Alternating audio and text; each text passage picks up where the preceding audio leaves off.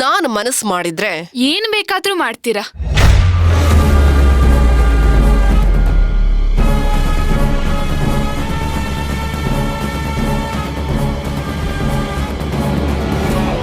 ಹೌದು ಚಿಕ್ಕತ್ತೆ, ಅದು ಗೊತ್ತಿರೋ ವಿಷಯನೇ. ನೀವ್ ಮನ್ಸ್ ಮಾಡಿದ್ರೆ ಏನ್ ಬೇಕಾದ್ರೂ ಮಾಡ್ತೀರಾ.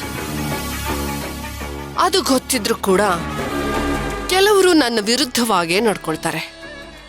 ಯಾಕೆ ಭಕ್ತಿ? ನಿನ್ನಿಂದಾನೆ ಈ ಮನೇಲಿ ಇಷ್ಟೊಂದು ಸಮಸ್ಯೆ ಆಗ್ತಿರೋದು.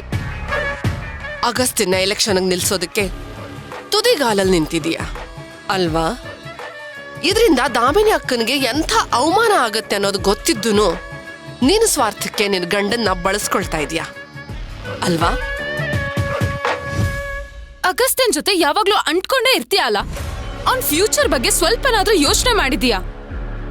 ತಾಳಿ ಕಟ್ಟಿಸ್ಕೊಂಡ್ ಮಾತ್ರಕ್ಕೆ ಹೆಂಡತಿ ಆಗಲ್ಲ, ಹಾಗೆ ಯೋಚನೆ ಮಾಡ್ಬೇಕು. ಪಾಪ ನಿಮ್ಮತ್ತೆ ನಿನ್ನ ಎಷ್ಟು ನಂಬಿದ್ರು, ಅವ್ರ ಮುಖ ನೋಡಾದ್ರೂ ನಿನಗ್ ಪಾಪ ಅನ್ನಿಸ್ಲಿಲ್ವಾ? ಇಷ್ಟಕ್ಕೂ ನಿನ್ ಗಂಡನೇ ಯಾಕೆ ಎಲೆಕ್ಷನ್ಗೆ ನಿಂತ್ಕೋಬೇಕು?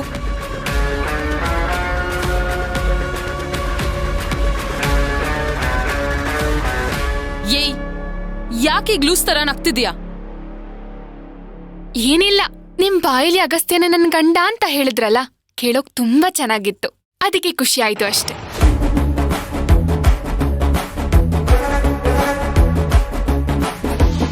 ಹಾ ಛಾಯಾ ಮೇಡಮ್, ನೀವು ಈ ಮನೆಗ್ ಬಂದಿರೋ ಅತಿಥಿ, ಹಾಗಿದ್ರೇನೆ ನಿಮಗೆ ಒಳ್ಳೇದನ್ಸುತ್ತೆ. ಹೀಗ ಅವಮಾನ ಮಾಡ್ಬೇಕು ಅಂತಾನೆ ಛಾಯನ ಬಲವಂತವಾಗಿ ಆಸ್ಪತ್ರೆಯಿಂದ ಈ ಮನೆಗೆ ಕರ್ಕೊಂಡ್ ಬಂದ್ಯಾ? ಇಲ್ಲ ಚಿಕ್ಕತ್ತೆ, ಇನ್ನೂ ಒಳ್ಳೆ ಆತಿಥ್ಯನೇ ಸಿಕ್ತಿತ್ತು ಇವರಿಗೆ, ಆದ್ರೆ ಇವರೇ ಅದನ್ನ ಕಳ್ಕೊಂಡಿತ್ತು. ನೀವು ನಮ್ಮನೆ ಬಗ್ಗೆ ಜಾಸ್ತಿ ತಲೆ ಕೆಡಿಸ್ಕೊಳ್ಳೋ ಅವಶ್ಯಕತೆ ಇಲ್ಲ. ಈ ಮನೆ ಸೊಸೆ ಭಕ್ತಿ ಎಲ್ಲಾನು ನೋಡ್ಕೋತಾಳೆ.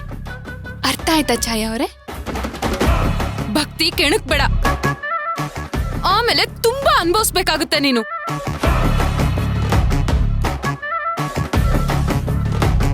ನಿನ್ನ ಗಂಡ ಎಲೆಕ್ಷನ್ನಲ್ಲಿ ನಿಂತು ಗೆದ್ದು ಧರ್ಮಾಧಿಕಾರಿ ಆಗೇ ಬಿಡ್ತಾನೆ ಅನ್ನೋ ದುರಹಂಕಾರದಲ್ಲಿ ಇಂಥ ಮಾತಾಡ್ತಾ ಇದೀಯಾ ಭಕ್ತಿ?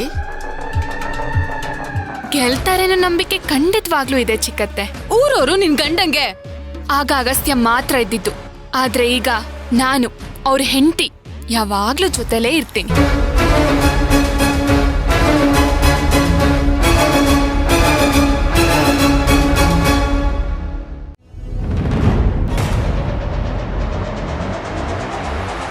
ಜ್ಯೂಸ್ ಕುಡೀರಿ, ಆಗ ಸ್ವಲ್ಪನಾದ್ರೂ ರಿಲ್ಯಾಕ್ಸ್ ಆಗುತ್ತೆ.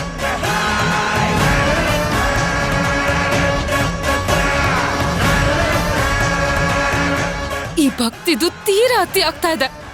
ನಾವಿದಕ್ಕೇನಾದ್ರೂ ಮಾಡ್ಲೇಬೇಕು. ಗಿಡ ಈಗಷ್ಟೇ ಮರವಾಗಿ ಬೆಳೀತಾ ಇದೆ, ಇನ್ನೂ ಸ್ವಲ್ಪ ಬೆಳೀಲಿ, ಮಿಕ್ಕಿದ್ದು ಆಮೇಲೆ ನೋಡ್ಕೊ.